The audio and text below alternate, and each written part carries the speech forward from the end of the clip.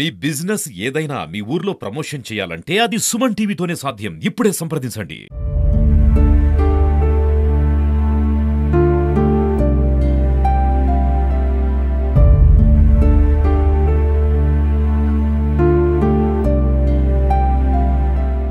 ఈ అకాల వర్షాలతో అతలకుతలమవుతున్న అన్నదాతలు కంటనీరు పెడుతున్న పరిస్థితి అయితే ఉంది.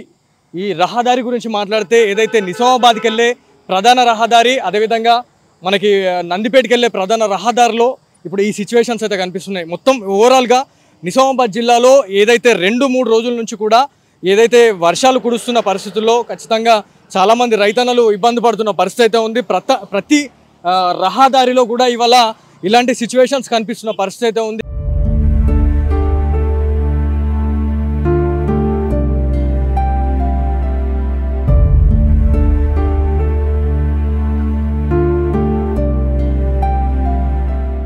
అకాల వర్షాలు రైతన్నల పొట్ట మీద కొట్టిందని చెప్పుకోవచ్చు. నిజామాబాద్ జిల్లా వ్యాప్తంగా వడగండ్ల వానతో పూర్తిగా రైతన్నలను కంటతడి పెట్టిస్తున్న పరిస్థితి అయితే ఉంది. నిజామాబాద్ జిల్లాలోని మాక్లూరు మండలంలో ఇప్పుడు ప్రస్తుతం మనం చూసుకోవచ్చు ఏదైతే 3 రోజుల నుంచి కూడా యథావిధిగా ఇదే ఆరబెట్టడం, అదేవిధంగా ఎండబెట్టడం అనే ప్రక్రియనే చేస్తున్నామని చెప్పేసి రైతన్నలు ఆవేదన చెందుతున్న పరిస్థితి ఉంది.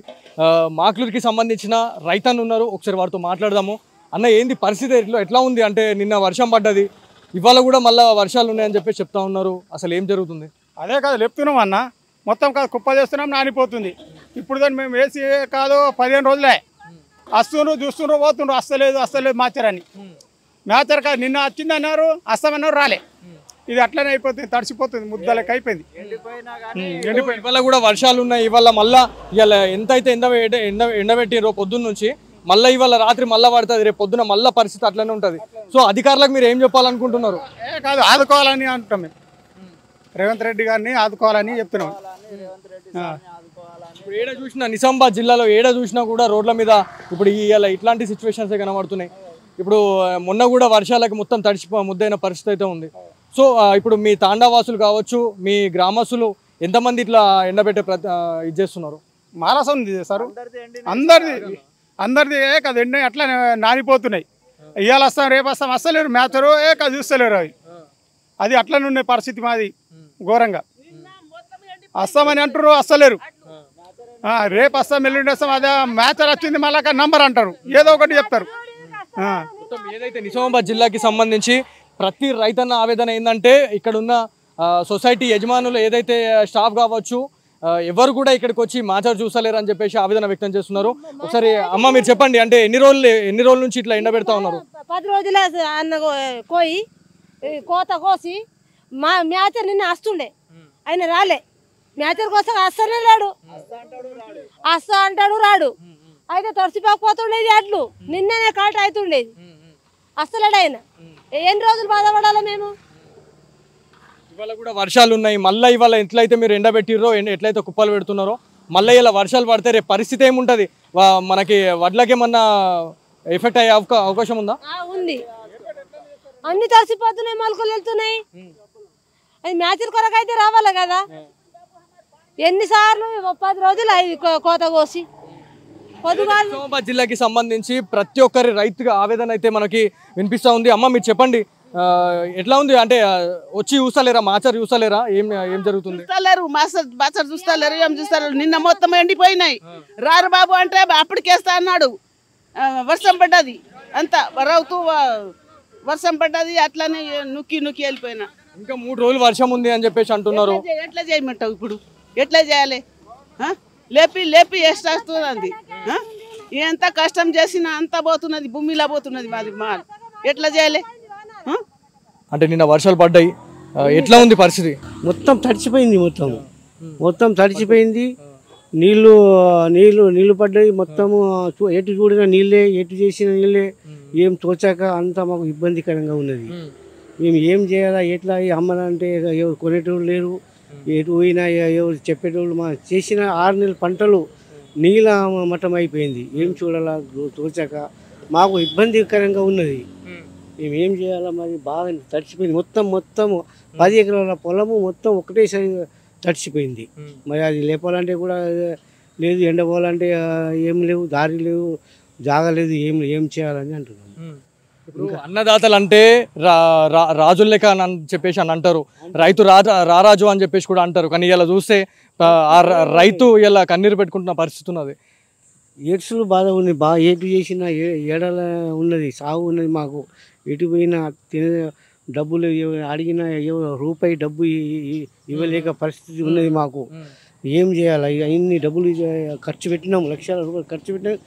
అమ్మాలంటే ఒక రూపాయి ముందుగా చూడలేదు. దీన్ని ఎండి పోసి గవర్నమెంట్ ఏం చేయాలంటే తడిసిన ధాన్యానికి కొనాలా. మరి కొంటే మాకు ఏదైనా గిట్టుబాటు ధర సాయం ఉంటుంది. గవర్నమెంట్ ఏ గవర్నమెంట్ వచ్చినా కానీ మాకు అమ్మి తీసుకోవాలా అని ధోరణి చేయాలి. ఎట్లా ఉంది పరిస్థితి? ఎట్లుంది రైతన్నల కష్టం? ఎట్లుంది ఇప్పుడు? కష్టం అంటే చాలా కష్టంగా ఉన్నది. అది చెప్పుకుంటే తీరే కష్టం కూడా కాదు, అంత దారుణంగా పడ్డది వర్షాలు. దానికోసం బాధపడుతున్నాం. మళ్ళా వాతావరణం మళ్ళా మారిపోయింది, ఇప్పుడు మళ్ళీ వర్షం వచ్చేటట్టు ఉంది. దానికోసం మళ్ళీ మనుషులు ఉన్నారు, కుప్పలు చేస్తున్నాం. అదే మళ్ళీ ఉన్నదనే మళ్ళీ పొద్దున పగల కొట్టినాం, మళ్ళీ ఇప్పుడు కుప్పలు చేస్తున్నాం. ఇక బాధపడుతున్నాం. ఇప్పుడు 2-3 రోజులు వర్షాలే ఉన్నాయి. ఇప్పుడు ఎట్లా మళ్ళీ పరిస్థితి? రోజు ఇదే పనిగా ఇక మరి తప్పదు కదా సార్. అది మాకు గిట్టుబాటు ధర వచ్చే అవకాశం ఉందా? ఏం చేస్తారు? ఇప్పుడు తడిసినాయి, ముక్కులు వస్తున్నాయి, పగులుతున్నాయి ముక్కులు నాని. మళ్ళీ రేపు వాళ్ళు కోసేస్తారు రైస్ మిల్లలు. 40 కేజీల సంచిక 4 కిలోలు 5 కిలోలు కోసేస్తున్నారు. ఇప్పుడు కడత తీయద్దు అని చెప్పేసి చెప్తా ఉన్నారు. కడత తీసే అవకాశం ఉందేమన్నా? కడత తీయొద్దని ఈ గవర్నమెంట్ కాదు, ఆ గవర్నమెంట్ చెప్పింది, ఈ గవర్నమెంట్ చెప్తుంది. ఏ గవర్నమెంట్ చెప్పినా గవర్నమెంట్ మాటలు గవర్నమెంట్ దగ్గర ఉంటాయి. ఇక్కడ రైతుల్ని మన కట్టుకోడి మేకను కోసినట్టు మాకు కోస్తూనే ఉన్నారు. మేము ఆల్రెడీ 40 కేజీల సంచికి 1 కిలో కడత ఇస్తున్నాం. కడత ఇంకా కూడా మళ్ళీ రైస్ మిల్లులకు వస్తున్నారు. ఇప్పుడు రాత్రి పగలు మీరు కష్టపడుతున్నారు, పొలాల్లోకి వెళ్ళి చెమట ఊర్చి మొత్తం ఇది చేసినా కూడా ఇవాళ వర్షాలు పడి అతలకుతలం అవుతున్న పరిస్థితి అయితే ఉంది రైతులు.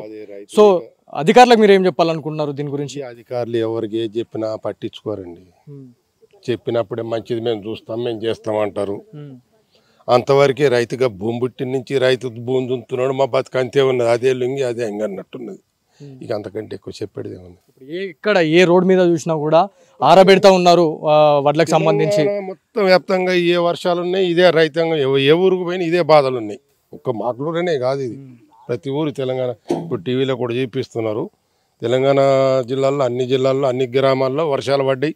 రైతుల పరిస్థితి అట్లాగే ఉంది, బాధపడుతున్నారు. ఇప్పుడు ఏడా చూసినా మళ్ళీ ఇదే పరిస్థితి ఉన్నది.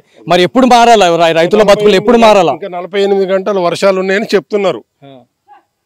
ఇక 48 గంటలు వర్షాలు పడితే మేము అమ్ముకునేది లేదు, మేము తినేది లేదు. ఇక పెంట కుప్పల పాలు అవుతుంది. ప్రతి ఏడాది ఎప్పుడు చూసినా కూడా రోడ్ల మీద ఎండబెట్టే మనిషే కనబడతారు రైతులు. కానీ ఒక్క దగ్గర కూడా ఇప్పుడు మనకి రైతుల కళ్ళాలు ఇచ్చిన దాఖలాలు కూడా ఎక్కడ కూడా లేదు.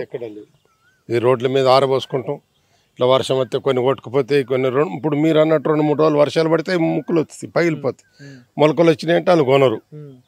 అట్లా రైతుకి ప్రతి సంవత్సరం ఇబ్బంది జరుగుతూనే ఉన్నది. రైతుల బతుకులు ఎప్పుడు మారుతాయని అనుకుంటున్నారు? మరి మారితే ఇక మేము చచ్చిన రోజే మారాలి. ఇక అంతే, మేము చచ్చిన రోజు మారుడే. ఇక రైతు ఎవరు వచ్చినా అంతే ఉన్నది. ఇప్పుడు నాకు 75 సంవత్సరాలు, 75 ఏళ్ళ మట్టి చెప్తున్నాం. వాళ్ళు చెప్తారు ఒకటి, వీళ్ళు చెప్తారు ఒకటి, ఎవరు ఏం చేసింది లేదు మాకు. అంతే. ఏదైతే నిజామాబాద్ జిల్లాకి సంబంధించి ఏ రైతుని కదిలించినా కూడా ఇలాంటి సమాధానాలే వినిపిస్తున్న పరిస్థితి అయితే ఉంది. రైతులే రారాజులు అన్న ప్రభుత్వం నుంచి ఇప్పటి వరకు 75 సంవత్సరాలు వచ్చినా కూడా రైతు బతుకు మారలేదని చెప్పేసి రైతన్నలు ఆవేదన వ్యక్తం చేస్తున్న పరిస్థితి ఉన్నది. సో ఇప్పటికైనా అధికారులు తగిన చర్యలు తీసుకొని ఈ రైతులకు సంబంధించి మా గోడు వినిపించుకోవాలని చెప్పేసి రైతన్నలు కోరుతున్న పరిస్థితి అయితే ఉంది. ఇది ఇక్కడి తాజా పరిస్థితి. కెమెరా పర్సన్ శివతో బాలు, సుమన్ టీవీ, నిజామాబాద్ నుంచి.